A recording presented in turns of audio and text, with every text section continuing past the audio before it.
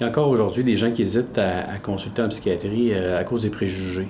C'est de moins en moins pire parce que bon, il y a des campagnes de sensibilisation, les gens se rendent compte que c'est une maladie comme un autre, puis bon, on le voit dans les statistiques, l'incidence de la maladie n'augmente pas tant que ça, mais on a de plus en plus de consultations. Donc on veut que les gens viennent consulter, puis c'est tant mieux. Je pense qu'il ne faut pas hésiter à ça. Puis il y a aussi le fait, je pense que la psychiatrie, on traîne aussi un historique. On n'a pas toujours été glorieux, notre passé. Puis je pense que les gens, maintenant, il faut qu'ils sachent aussi qu'on a des traitements qui sont nettement mieux tolérés, qui permettent de reprendre une vie fonctionnelle. Donc, c'est pas... il y a des traitements avec beaucoup moins d'effets secondaires qui permettent aux gens de maintenir une vie normale, même en étant traités avec la médication. Donc, je pense qu'il y a un peu de ça, des préjugés, puis un peu une historique contrainte là, qui fait que les gens hésitent à consulter encore. L'entourage d'une personne avec un problème de santé, c'est un plus. On le sait sur les statistiques, le démontrent, quand les gens ont des proches, quand les gens ont des relations significatives, ces gens-là, souvent, ils évoluent mieux parce qu'ils sont aidés dans le cheminement de leur maladie. Il faut savoir que la maladie, la personne souffre, ça touche la personne, mais c'est quelque chose qui touche aussi l'entourage. Les gens, ça atteint le système, la famille, tout le monde est un peu souffrant dans cette histoire-là. Donc, quand la famille s'implique, ce que ça permet, c'est que d'une part, la personne se sent supportée, se sent aidée par ses proches, puis ça positionne la famille aussi dans un rôle où elle sent qu'elle a quelque chose à faire, elle peut aider. Souvent, quand les proches sont maintenus dans le silence ou dans l'ignorance, bien, ils se sentent un peu impuissants par rapport à... Puis souvent, ils veulent aider, mais ils ne savent pas trop comment s'y prendre. Donc, quand on les implique, c'est gagnant pour les deux. Par rapport à notre philosophie maintenant d'action avec les gens, où on parle du rétablissement en psychiatrie, là, je pense que c'est une philosophie qui est porteuse d'espoir. Avant d'avoir un diagnostic de santé mentale, ce que ça signifiait, c'est que les projets, les rêves, on mettait ça de côté.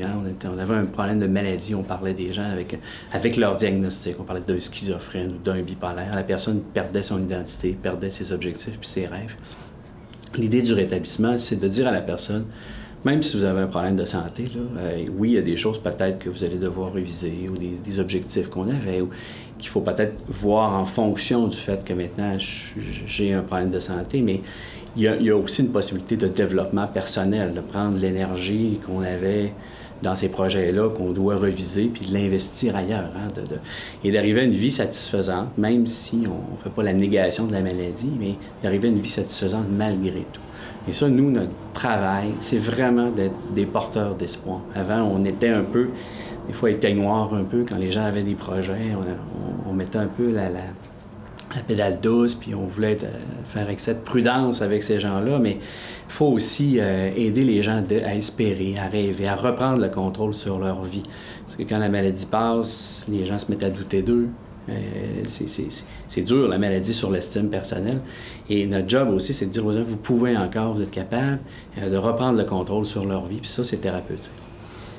Pour ce qui est de la société, est-ce que la société est tolérante envers les gens qui ont des problèmes de santé mentale? Je pense que c'est de mieux en mieux, mais c'est sûr que c'est pas comme on voudrait, mais je pense que c'est un travail de longue haleine. Il y a des campagnes de sensibilisation, il y a des gens qui font des témoignages aussi. Ce qui marche bien, ce qu'on sait, c'est quand on est en contact avec des gens qui ont des problèmes de santé mentale, vraiment un contact direct. C'est que ça, c'est aidant, on le voit là, quand il y a des gens qui ont eu des problèmes, qui font des témoignages, ça aide.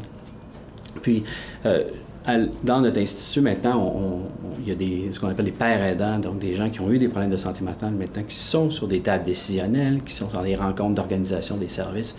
Et ça aussi, ça vient changer notre philosophie d'intervention. Parce que nous autres aussi, on a besoin de se rétablir de notre ancien fonctionnement un peu plus asilaire pour aller vers une psychiatrie plus moderne. Et de côtoyer ces gens-là, nous aussi, ça nous fait faire prendre des prises de conscience. Donc, il y a des préjugés, oui, il y en a de moins en moins. Puis il faut aussi que les gens qui sont eux-mêmes atteints de problèmes de santé mentale ne fassent pas eux-mêmes de l'auto-stigmatisation. Quand j'ai un problème de santé mentale, des fois, je me stigmatise moi-même. Et quand, justement, ils ont la possibilité de parler avec des gens qui s'en sont sortis, des gens qui ont passé au travers de la maladie ou qui ont réussi à avoir une vie satisfaisante malgré tout, ça les aide aussi à retrouver de l'espoir puis à moins se stigmatiser eux-mêmes.